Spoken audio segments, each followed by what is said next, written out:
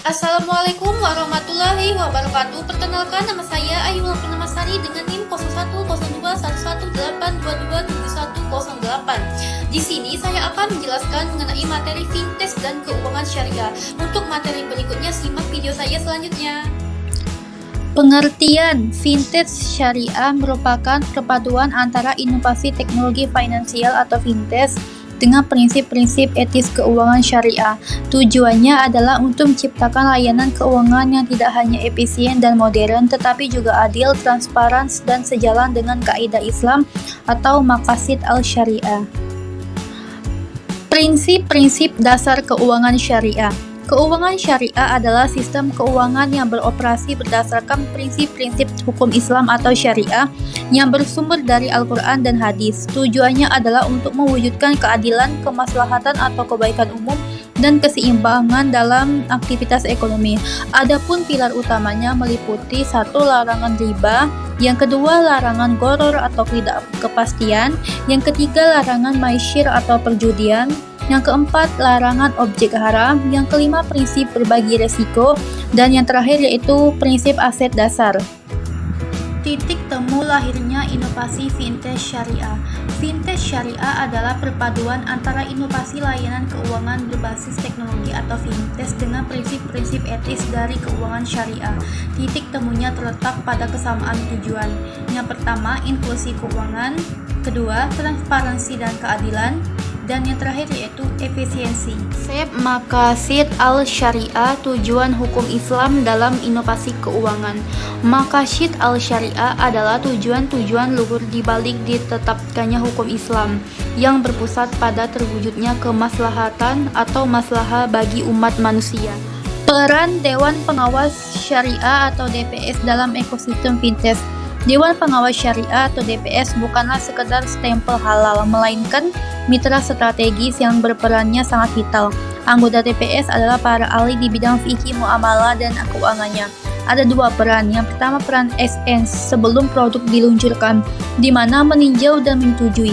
DPS mengkaji alur bisnis, struktur akad, dokumen legal, hingga alur sistem teknologi untuk memastikan semuanya sesuai dengan prinsip syariah, memberikan opini syariah, menerbitkan fatwa atau opini syariah yang menjadi dasar legalitas operasional bank.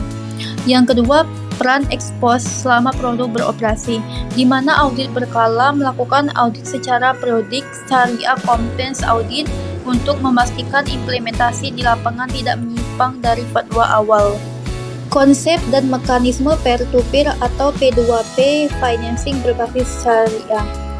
P2P dikenal juga sebagai layanan pendanaan berbasis teknologi atau LPBBTI syariah, adalah sebuah platform daring yang mempertemukan secara langsung antara pemberi dana dengan penerima dana. Berbeda dengan fundamental dengan P2P lending konvensional yang berbasis pinjaman berbunga, utang atau kredit. Sedangkan syariah beroperasi berdasarkan skema investasi atau jual beli yang sesuai dengan prinsip syariah. Adapun mekanismenya adalah sebagai berikut.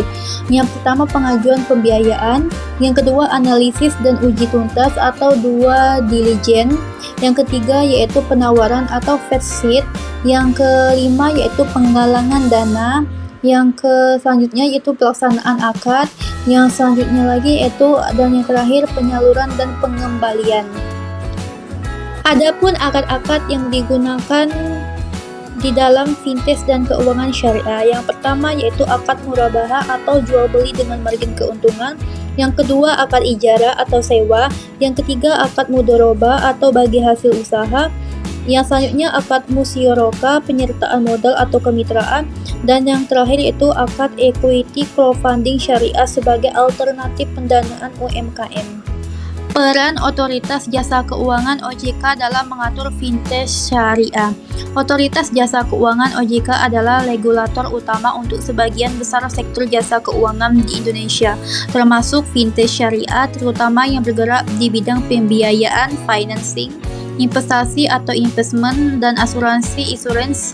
Kewenangan utama OJK ada 4. Yang pertama, perizinan dan pendaftaran. Yang kedua, pengawasan atau supervision. Yang ketiga, penerbitan peraturan. Yang keempat, yaitu perlindungan konsumen. Peran Bank Indonesia atau BI dalam sistem pembayaran syariah. Jika OJK fokus pada sektor pembayaran dan investasi, maka Bank Indonesia adalah otoritas yang mengatur segala hal yang berkaitan dengan sistem pembayaran.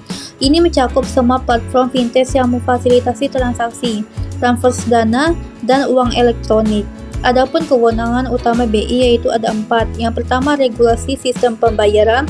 Yang kedua, perizinan dan pengawasan. Yang ketiga, mendorong ekonomi syariah. Yang keempat, menjaga stabilitas moneter.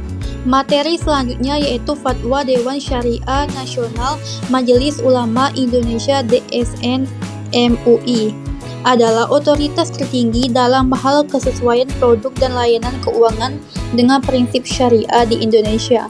Meskipun bukan lembaga pemerintah, fatwa yang dikeluarkan oleh DSN MUI menjadi rujukan wajib bagi OJK dan BI dalam menyusun peraturan teknis terkait layanan syariah.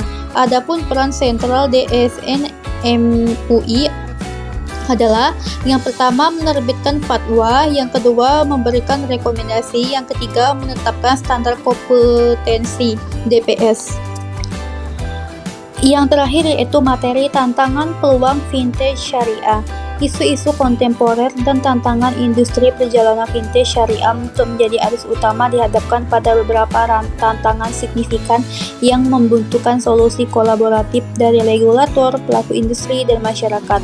Yang pertama yaitu tingkat literasi keuangan dan digital masyarakat. Yang kedua, persaingan dengan fintech konvensional. Yang ketiga, ketersediaan sumber daya manusia yang kompeten. Yang keempat, harmonisasi regulasi di tingkat global. Dari beberapa materi yang telah saya jelaskan sebelumnya, saya dapat menyimpulkan fintech syariah merupakan perpaduan antara inovasi teknologi finansial fintech dengan prinsip-prinsip etis keuangan syariah. Tujuannya adalah untuk menciptakan layanan keuangan yang tidak hanya efisien dan modern, tetapi juga adil, transparan, dan sejalan dengan kaidah Islam, maqasid al-syariah. Prinsip dasar dan landasan fikih fintech syariah beroperasi di atas fondasi hukum Islam atau syariah yang melarang beberapa hal utama: riba, bunga atau tambahan dalam utang piutang, gharar, ketidakpastian atau spekulasi berlebihan dalam transaksi, masyir, unsur perjudian atau untung-untungan, objek haram pembayaran untuk sektor bisnis yang dilarang.